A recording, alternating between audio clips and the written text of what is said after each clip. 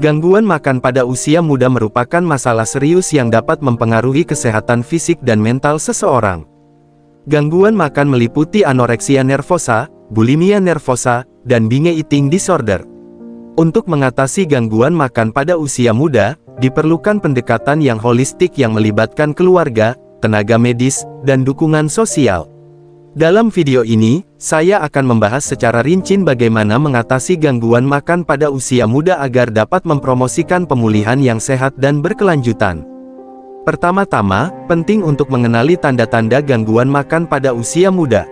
Beberapa tanda-tanda yang mungkin muncul adalah perubahan drastik berat badan, kecemasan terhadap berat badan dan penampilan fisik, pola makan yang tidak normal seperti puasa berlebihan atau makan berlebihan, serta perilaku terkait muntah atau penggunaan obat pencahar.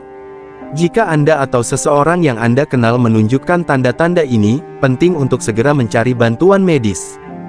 Salah satu langkah pertama dalam mengatasi gangguan makan pada usia muda adalah mencari bantuan dari profesional medis yang berpengalaman dalam mengobati gangguan makan. Biasanya, tim perawatan akan terdiri dari dokter, psikolog, dietisien, dan ahli gizi yang akan bekerja sama untuk mengembangkan rencana pengobatan yang sesuai dengan kebutuhan individu. Pendekatan terapi kognitif perilaku adalah metode yang umum digunakan dalam mengatasi gangguan makan. Terapi ini bertujuan untuk mengubah pola pikir dan perilaku yang tidak sehat terkait makanan. Selain itu, terapi ini juga membantu individu memahami dan mengatasi perasaan yang mungkin memicu perilaku makan yang tidak sehat. Terapi juga dapat melibatkan keluarga untuk memberikan dukungan dan membantu individu dalam mempertahankan perubahan perilaku yang positif. Selain terapi, dukungan sosial juga merupakan faktor penting dalam pemulihan dari gangguan makan pada usia muda. Mendapatkan dukungan dari keluarga, teman, atau kelompok pendukung dapat membantu individu merasa didengar, dipahami, dan tidak sendirian. Melibatkan keluarga dalam proses pengobatan juga penting, karena mereka dapat membantu dalam memantau pola makan dan memberikan dukungan emosional, terutama saat individu mengalami kesulitan. Selain itu, penting untuk merencanakan pola makan yang sehat dan seimbang.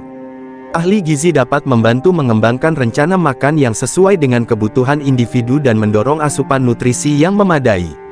Seseorang dengan gangguan makan mungkin memiliki kecenderungan untuk menghindari atau mengontrol makanan tertentu, oleh karena itu ahli gizi dapat membantu mengatasi masalah ini dan memberikan nasihat tentang gaya hidup yang sehat. Selanjutnya, menjaga komunikasi yang terbuka dan sehat dengan individu yang mengalami gangguan makan juga merupakan langkah penting dalam proses pemulihan. Dengarkan mereka dengan empati dan hindari menyalahkan atau memaksa mereka makan dengan kekerasan. Bantu mereka merasa didukung dan terlibat aktif dalam proses pengobatan. Selain itu, penting untuk membangun kepercayaan diri dan citra tubuh yang positif pada individu yang menderita gangguan makan. Jelaskan bahwa nilai seseorang bukan hanya ditentukan oleh penampilan fisik atau berat badan.